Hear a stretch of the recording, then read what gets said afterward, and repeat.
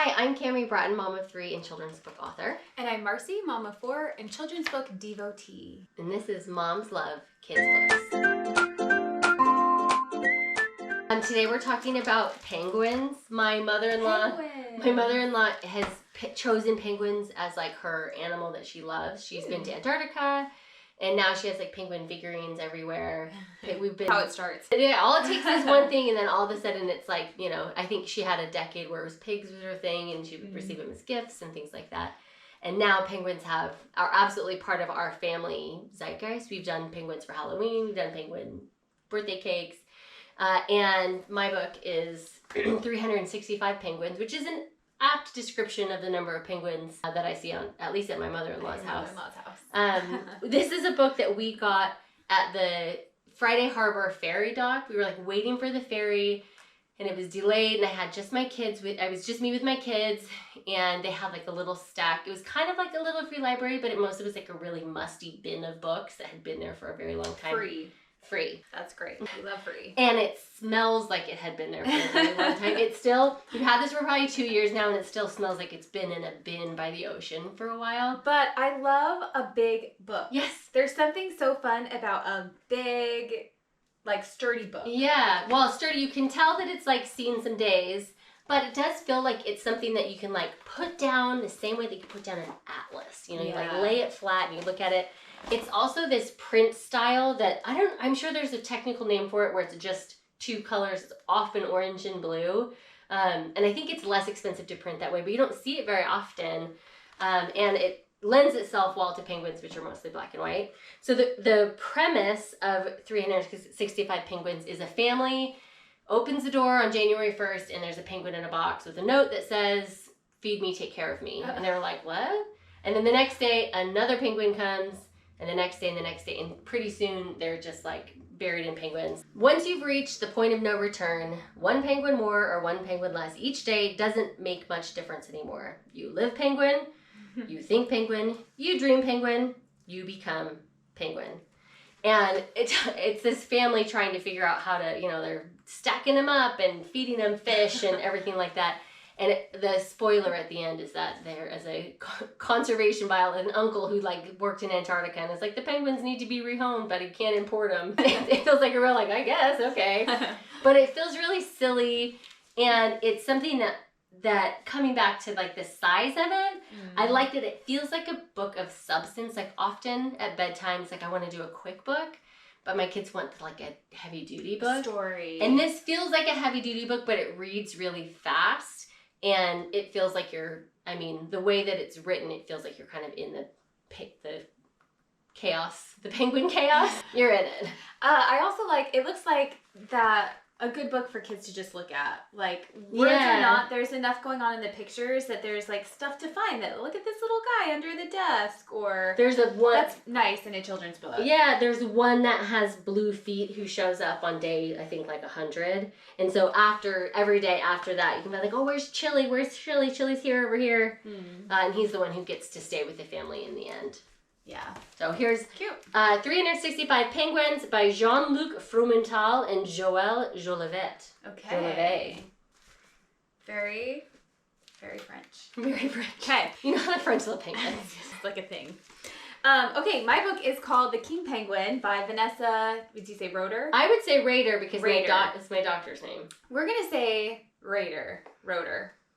Okay. The King Penguin. It's got the library thing on it, but this was something we just found at the library. We picked it up and we've renewed it like 3 times.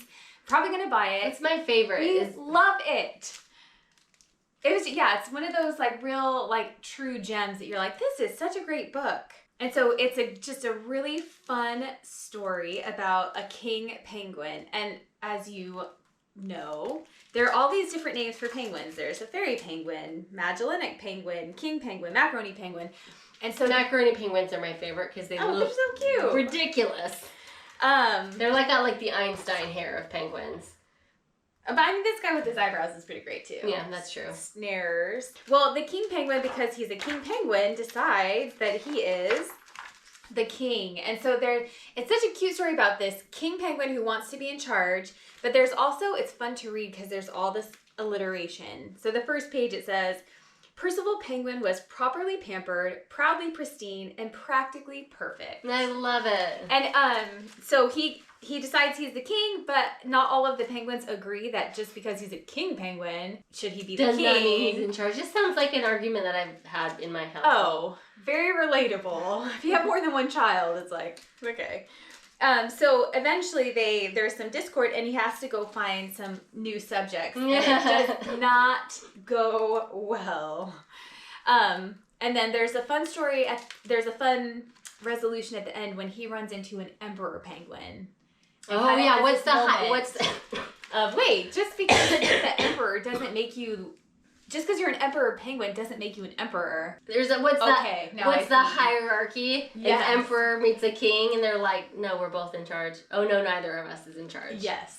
So it's fun, it's cute. The pictures are so I love the art great. on this. It's that kind of like the texture on it. I think it's like speckled.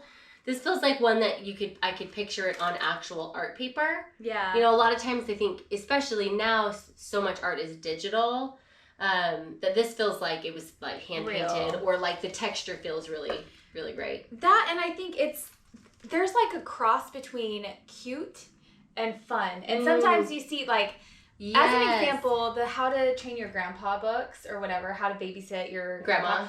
They're very fun, but they're not very cute. Mm-mm. I mean, you look at it and it's like, it serves its purpose. It's a great illustration, but it's not cute. Yeah. And then there are things that are cute, but they're not fun. Yeah. And this is, I think, a really nice blend between like, there's a lot of personality, it's really fun, but it's still cute and kind of pleasant for an adult to look at the pictures. Oh, well, I love too looking at some of these where you can say, like, oh, what do you think this guy's saying? Mm-hmm. What do you think this guy's got like a mustard jar of mustard? That feels like there's a whole world here. Like all the characters that are even just the seals on the page have a personality. Like this guy's eating this thing. This guy looks like he's crying. This guy looks pretty confused. And that coming back to like being able to interact with it more than just the story. When you have the art that feels like there's extra.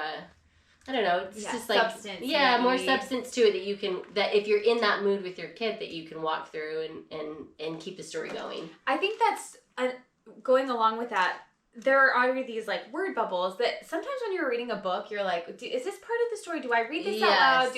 If I'm reading this to a 5-year-old, he's probably not, reading every word. And I like the flexibility of this one where it's like, I don't know that I have ever, there are some pages where there's a lot of like little text.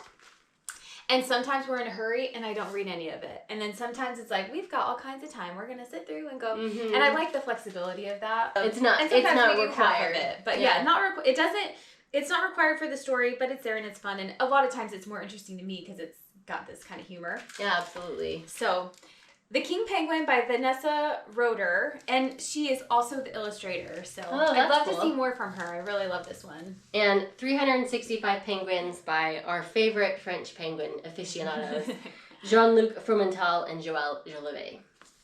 So check them out.